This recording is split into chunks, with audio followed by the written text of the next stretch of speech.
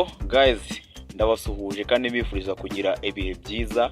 Aka kanya rero kuri Bridge Sport tuba tuganira ibijyanye n'imikino byose, amakuru menshi ubutazi, andi makuru agiye atandukanye agenda asohoka akanya ku kanya. Nge nitwa Ari Cyuzuzo, tuba turi kumwe hano kuri Bridge Sport. Tugushishikariza gukomeza gukora subscribe kugira ngo tujye dukomeza kubana umunsi ku munsi.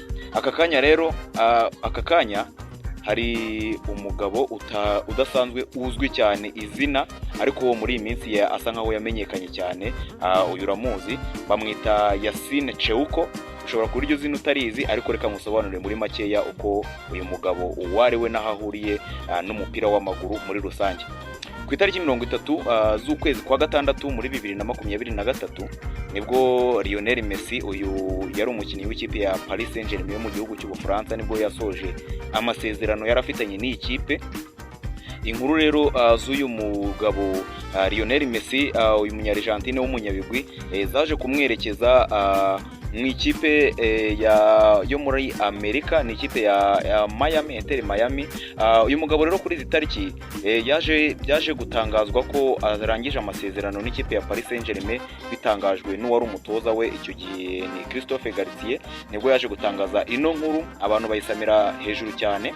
Mu kwezi gukurikiyeho rero kwa Nyakanga ku itariki 15 ni muri uyu mwaka wa 2023 nibwo uyu munyabigwi yatangiye urugendo rushya, ubwo yashyiraga umukono ku masezerano nk'umwe mu bakinnyi b'ikipe ya Inter Miami. Iyi kipe ikina muri shampiyona y'igihugu ya Amerika, ni muri Major League Soccer.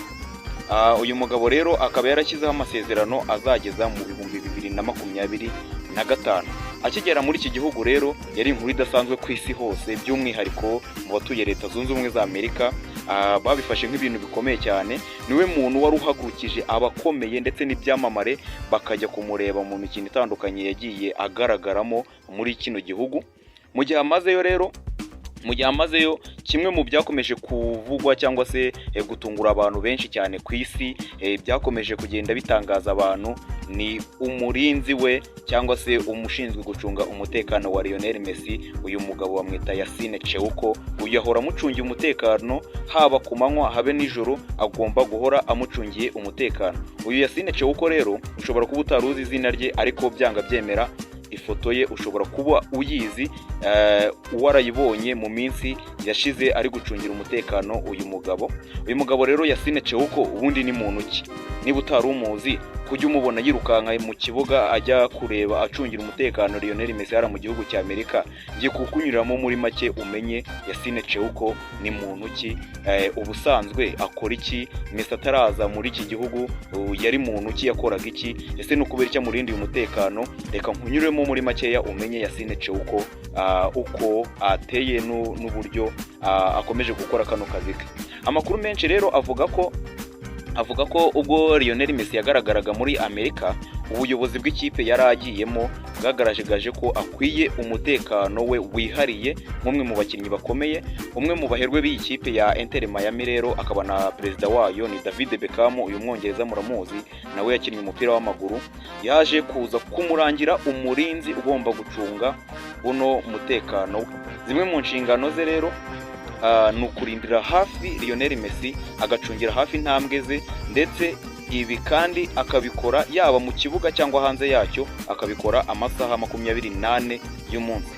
Ubusanzwe uyu Yassine Cheuko ntago imyaka ye izwi neza, ariko bivugwa ko yavutse mu 1989, akaba afite imyaka 34. Ibyo ni bivugwa. Afite 1 na santimetero 77 z'uburebure, ndetse afite ibiro 85. Uyu mugabo akigaragara bwa mbere, ibinyamakuru byinshi birimo The New York Post byanditse ko uyu mugabo yahoze mu ngabo za Amerika zizwi nka Navy Seals. Izi ngabo zagiye zirwana ahantu hatandukanye, intambara zitandukanye cyane muri Iraq, muri Afghanistan. Ariko iki kinyamakuru cyitwa Daily Mail cyo kikanyomoza kivuga ko abahoze muri rino tsinda ry'abasirikare batakirimo.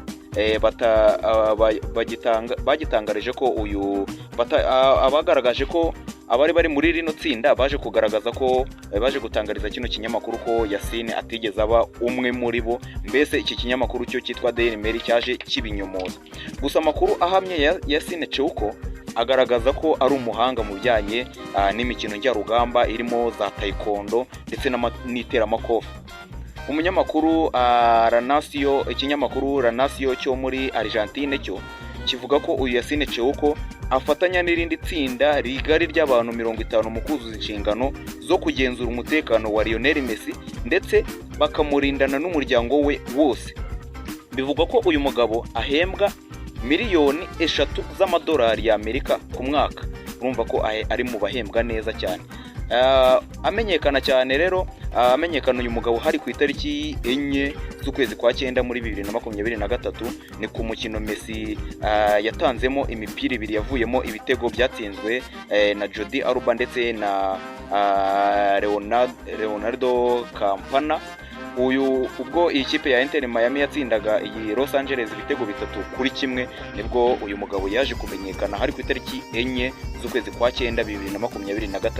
Mu gice cya kabiri umufana wari wambaye umwambaro w'ikipe ya Barcelona yirukiye mu kibuga akigera aho Messi yari ahagaze. Yasine Cheuko nawe yari amaze kwinjira mu kibuga, yamugezeho kare cyane amubuza gukomeza kumwegera, maze nyuma uyu mufana asohorwa mu kibuga. Mu mikino ya Inter Miami Lionel Messi agenda agaragaramo, Yasine Cheuko nawe aragaragara cyane yirukira inyuma y'ikibuga asa n'ugana aho Messi ari kugenda hose, kugira ngo hatagira ikiva mu ruhande rw'abafana kikaba cyamugirira nabi cyangwa se kikaba cyamwituraho. Ibi ntago bisanzwe bimenyerewe cyane mu mupira w'amaguru, ariko murumva ko ari agashya kabaye mu gihugu cya United States of America cyangwa se muri Major League Soccer, aho uyu mugabo Lionel Messi kinira. Ngayo nguko rero ni amateka amwe kuri uyu mugabo utarusanzwe uzwi cyane mu mupira w'amaguru, ariko akaba yaraje gutungura abantu benshi, agaragara cyane arindira Lionel Messi umutekano ukomeye cyane, ndetse akaba awurinda haba mu kibuga ndetse no hanze yacyo, kandi akawurinda amasaha 28 ku yandi. Uyu mugabo rero Yasine Cheuko ni bike mu byo wamumenyaho.